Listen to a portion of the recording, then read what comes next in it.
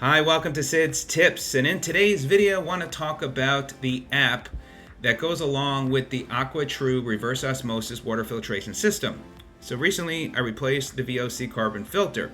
You can see it's now at 99%. So I got the one with the minerals, and I'll do a separate video talking about how the water tastes. But when I went to that filter and I said click or was trying to click on reset the filter life to 100%, it wasn't resetting. So I reached out to customer service and they told me the unit needs to be updated. So if you're finding you're not seeing the filter when you replace it, go back to 100%.